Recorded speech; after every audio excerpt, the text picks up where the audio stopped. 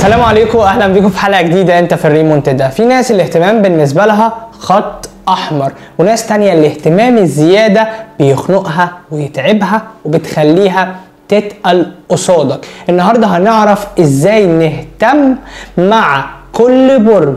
في ابراج تحب الاهتمام قوي وابراج تانية لا، الاهتمام الزياده بيخنقها. بس اتفرج للاخر علشان تحلل كل برج لو برجك فيه، وكمان لو مهتم ببرج معين تبقى فاهم تحليله ماشي ازاي. خلينا نبدأ بالناس اللي بتتخنق لو الاهتمام زاد عليها. 4 ابراج. خلينا نبدأ من الرابع هو برج الحمل. استوب بقى، انا متابعك بقالي 4 سنين وانت بتقول ان الحمل بيحب الاهتمام. حصل، ولكن تحليلي انا في الفيديو ده الحمل بيحب الاهتمام لدرجة معينة. لو انت متاح على طول الحمل هيزهق منك ويمل، لان هو بيحب المغامرة، بيحب يغير. مش كل حاجة تقول له ماشي ماشي حاضر حاضر، ده يحبه، ولكن برضه بحدود. بيحب الحاجة العلاقة اللي فيها برضه سنة صعوبة. محبش الحاجة تبقى سهلة كده وكل حاجة متاحة كده، لا لا لا لا. فاهتمامك بيه الزيادة يخنقه ويخليه يهرب وياخد جنب بعيد جدا، وكمان بيعمل علامة استفهام. الحمل بطبعه يعني بيتنرفز بسرعة، وكمان يعني بيقلب الترابيزة لما بيتنرفز والدنيا بتبوظ. فصعب انكم تتصالحوا مع البرج ده. فنصيحة ليك تهتمش بيه قوي، اهتم بس بحدود، لان هو بطبعه بيحب الاهتمام. كل الابراج بتحب الاهتمام، بس في ابراج قوي وفي ابراج لا، وده هدف حلقة النهاردة. طب البرج التاني معانا وهو برج القوس. القوس لازم تفهم كويس جدا، ودايما بنبه عليك لان دي اكتر حاجة واهم ميزة عنده، واكتر ميزة عنده بيبحث عنها ان هو بيحب الحرية. فلما تهتم بيه ده بيخليه يحس ان هو مخنوق. يعني انت بعدين بقى انت ما وراكش غيري، يعني انا بحب الاهتمام، بحب انك تشجعني يا طرف تاني تشجعني وتكون واقف جنبي، ولكن في نفس الوقت لازم يكون في حدود. ودايما كلامي معاك عن الابراج او عن البودي لانجويج او عن لغة الجسد بصورة عامة، يعني في جميع فروعها وعلم النفس، دايما بقول لك انك تفكر نفسك انك في القناة دي عشان خاطر تبقى على وضعك، كمان تعرف حاجة جديدة عن نفسك وعن غيرك وعن البرج اللي انت مهتم بيه، ودايما تطور من نفسك وتدي امل لنفسك ان اللي جاي احسن ان شاء الله. بتعبك وصبرك واجتهادك، وقبل اي شيء بربنا هو ليه حكمة يديك اللي انت عايزه في الوقت المناسب. بتفهم اللي قدامك وبتحلل شخصيته وبتفهم نفسك علشان تطور، وده الهدف. كذلك القوس، لا يعني فوق معايا وافهم نفسك. خلي بالك انا بحب 1 2 3، بحب الحرية، بحب اللي بيشجعني، بحب اللي عنده طموح. وخلي بالك كرامتك لو اتهزت قصادي انسى. فلما تيجي تهتم اهتم بعقل.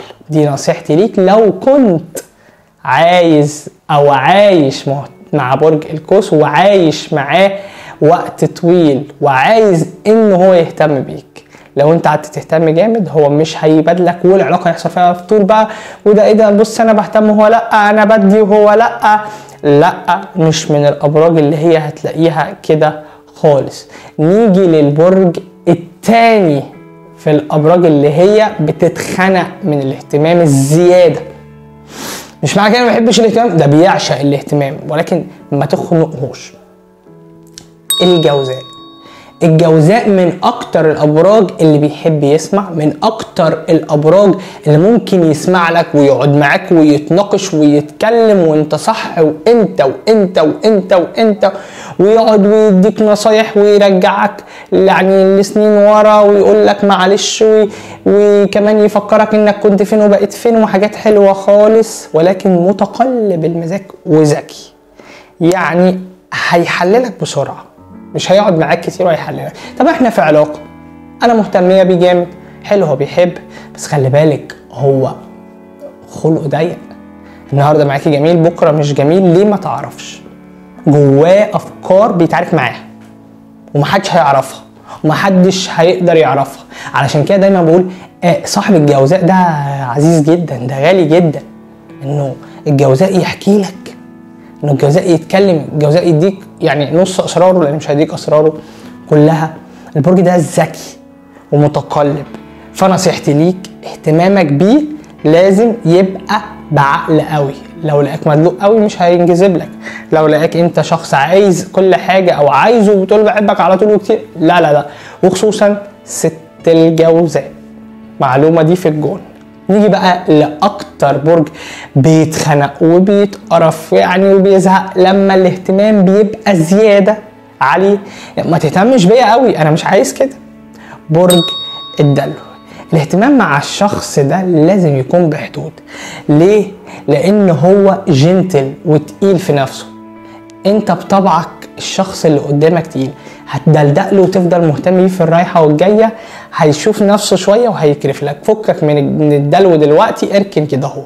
الف ب، الشخص اللي دايما بيدي كل حاجه، وخصوصا لو كنت شخص عاطفي او برج عاطفي فانت غالبا هتتزحلق.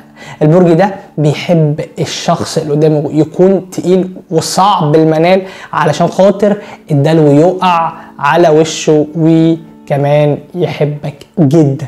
فاهتمامك بالشخص ده لازم يكون بحدود. برضو قلنا برج هوائي زي برج القوس الناري بيحب قوي الحريه، يحب قوي الدبلوماسيه. ما انت مش نازل القهوه، انت رايح فين؟ لسه متجوزناش؟ لا. طب وانت بقى سايبني مش تتكلم معايا تقعد مع اصحابك؟ فنخلي بالنا عشان ده اكتر برج يعني مش هنقوله خلقه ضيق لان هو خلقه واسع، ولكن بيخلع بسرعه، بيخلع. عشان كده دايما الناس تشتكي من راجل الجوزاء. دايما الناس اللي بتسالني في الكومنتات يعني يشتكوني من راجل الجوزاء. دي اكتر الابراج اللي الاهتمام الزياده بيخنقها. نيجي بقى لاكتر الابراج اللي محتاجه ان هي حد يبادلها الاهتمام ده جامد، علشان خاطر هي كده، هي عايزه كده، هي بتحب ده. وطبعا كلنا مختلفين واي اتنين في الدنيا ينفعوا بعض، ولكن اللي بيتنازل الفكر وان احنا نتقبل بعض ونحاول نصلح من نفسنا، وده هدف القناه. المركز الرابع في الابراج اللي بتعشق الاهتمام. الاهتمام بالنسبه لها ده حاجه اساسيه كده زي الاكل والشرب، هو برج الحوت. الحوت عاطفي، الحوت رومانسي، الحوت ذكي، الحوت عنيد، الحوت كلاسيكي قوي، الحوت ليه ذوق مختلف تماما، دايما بيشوف نفسه يعني الحظ مش محالفه خالص. فخلي بالك وانت بتتعامل مع شخصيه زي شخصيه برج الحوت، لان الاهتمام بيطمنه. الاهتمام ده بيطمنه، بيحتاج ان هو يهتم بالشخص اللي قدامه، هو اللي بيحتاج ان هو يهتم بده، وكمان الشخص اللي قدامه لما يبادله ده فده هو خلاص امتلك كل حاجه، اطمن من جواه. البنت والراجل، وخصوصا البنت برضو معلومات في الجون تعلم عليها بالخط الاحمر اللي اتكلمنا فيه في اول الفيديو. نيجي للمرتبه اللي بعد كده اللي اعلى منه شويه، اللي هو ما يقدرش يستغنى بقى عن الاهتمام. كل ما بنعلى كل ما بتبقى الابراج دي صعب ان هي يعني الاهتمام ده عندها حاجه كبيره قوي. التور تتعامل معاه يبان لك ان هو عادي، لا انا متماسك جدا، وهو يعني الاهتمام بالنسبه له ده موت. يعني انت لو ما اهتمتش بكل حاجه هو بيعملها ده موت. بيحب الاهتمام وبيحب الاستمراريه في الاهتمام. يعني ما تجيش مثلا 10 ايام تهتم بيه وبعد كده تكرف له، كده انتوا مش هتعمروا مع بعض. قمصته وحشه وزعله وحش ما بينه وما بين نفسه. يعني هو مش تهديد ليك او مش تهديد انك بتتعامل معاه، فهو لا، انا بكلمك بكل صراحه، بحاول اديك كل معلومه تقدر ان انت تستفاد بيها وانت تقدر تحلل علشان خاطر العلاقه تبقى ما بينكم كويسه. ايا كان علاقه محبه، صداقه، علاقه عائله، ايا كان، واحنا بنتكلم بصوره عامه. التور في الاهتمام حياه. الميه تقدر تستغنى عنها حتى لو ما بتشربش كتير؟ لا، الاهتمام بالنسبه للتور حياه، تهتم بيه تلاقي الدنيا ماشيه. فنصيحتي ليك حاول لو انت مش كده تهتم على قد ما تقدر. ما بقولكش تبقى مدلوق، مع ان هو بيحب ده، وكل الابراج اللي احنا بنتكلم فيها في الاربع ابراج اللي هم بيحبوا الاهتمام بيحب كده، ولكن انا بقولك اهتم. دي نصيحتي ليك، ويعني نصيحة غالية جدا جدا جدا جدا. الميزان والعذراء اللي هم مش هنقولهم في حلقة النهاردة بيحبوا ده على فكرة، ولكن يقدروا يستغنوا، يقدروا يعيشوا كده ويقدروا يعيشوا كده، مش هتفرق معاهم. نيجي للمرتبة الثانية. المرتبة الثانية السرطان. السرطان حنون جدا، السرطان عصبي، السرطان بيحب الحاجة تبقى بيرفكت، بيحب الحاجة تبقى مظبوطة، بيحب الالتزام والانضباط وطموح، وفي نفس الوقت يعني قلبه بيجري ورا مشاعره، وده غلط. وي مش يعني نشكر عشان برج، يعني مش هنشكر، ولكن يعني بيحب يعيش كل تفصيل. عشان لو ليك حد كده مواليد برج السرطان يقول لك احكي لي بالتفصيل من اول يا سلوى، من اول. فدايما بيحب التفاصيل في الاهتمام. يعني لما انت تقول له شعرك حلو، شكلك حلو، على فكرة ما بيدققش، بس هو الاسلوب بتاع لا انت حلو، انت جميل، انا بحب ده. انا كسرطاني وكراجل كمان انثى، حلوة الاكلة تحفة. يعني هي قدمت حاجة بتحب ان هي تتشكر عليها، ما بتستناش ان هي تتشكر، ولكن عايزة تحس بتقدير واهتمام، وده ملخص السرطان.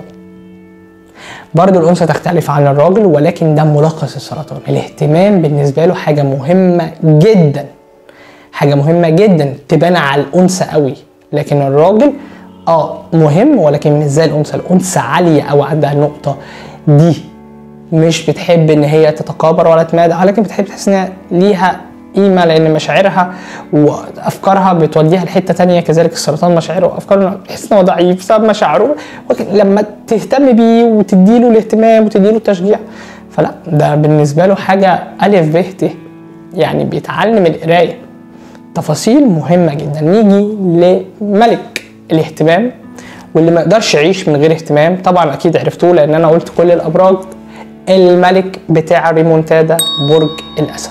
على الرغم ان رجل الاسد تلاقيه كاريزما وشخصيه ومش هتفرق وبتاع، انثى الاسد تلاقيها نفس النظام وبرده في شخصيه وكاريزما، ولكن من جواه السر يكمن في كميه ضعف رهيبه في الاهتمام. عايز حد يديله كل حاجه، عايز حد يحسسه باختصار، مش ما اطولش عليكم، ان هو محور الكون، ان هو من غيره ما يقدرش يعمل حاجه، ما يقدرش يسوي اي حاجه. هو حاجه اساسيه في يومه، حاجه اساسيه في حياته، مبسوط وناجح دايما بيه، محظوظ ان لقى حد زيه. لما انت تحسس ان الاسد كده، يا لهوي، ده الاسد ده يبقى، انا اسف في الكلمه، يعني حته حمل في ايدك، خروف، حته عصفوره في ايدك، تقدر ان انت تشكلها، ما يقدرش يستغنى عنك حتى لو في خلافات ما بينكم بعدين، او حتى لو اتولدت الخلافات. فالاسد حاجه صلبه من جوه، ولكن من حاجه صلبه من بره، ولكن من جوه سائله. الاهتمام ده عنده حاجة مقدسة. انت بتقدرني، انا الاسد، يعني انا القائد، انا الزعيم. لما انت تكون مآمن عايزني ابقى كده، فدي بالنسبة لي ده تقدير واهتمام ما اقدرش استغنى عنه. ومن اكتر الابراج فعلا لما حللت وعملت حلقة النهاردة، من اكتر الابراج اللي فعلا بيحتاج الاهتمام، ولكن مش ده اللي يبان عليه. زي الثور بالظبط كده، الثور متماسك، ولكن لا، خلاص احنا بقينا مع بعض، احنا بقينا اصدقاء، احنا بقينا اصحاب. احنا مش بسهوله الابراج اللي بتحب الاهتمام دي تتنازل عن شخص، تبعد عن شخص. يا رب تكون الحلقه عجبتكم واستفدتوا منها. اكتبوا لي بقى تحت في الكومنتات كلامي صح ولا غلط، ورتبوا الابراج دي. قول لا انت المفروض تبقى يعني الاسد الثاني، السرطان الاخير. كذلك في الابراج اللي الاهتمام الزياده بيخليها تزعل وتتخنق وبتشوف ان الحاجه دي صعبه. رتبوا لي برده الابراج تحت، وهسيب لكم في الديسكريبشن مجموعه فيديوهات مهمه جدا وهتفيدكم، خشوا اتفرجوا عليها. وفكر نفسك دايما انك الاهتمام الزياده مش حاجه غلط على فكره، ولكن الشخص اللي قدامي هل هو هيحبني لما اعمل كده ولا لا، وبيحب ده ولا لا. لازم افهم هو بيحب ايه وبيكره ايه. مش عيب خالص انك تهتم بزياده، ولكن لازم كل حاجه تبقى بحدود وبمقاييس ودرجات معينه. اشوفكم في حلقه جديده، وبتمنى ان انا اكون فدتكم، مش عايز حاجه تاني. شكرا.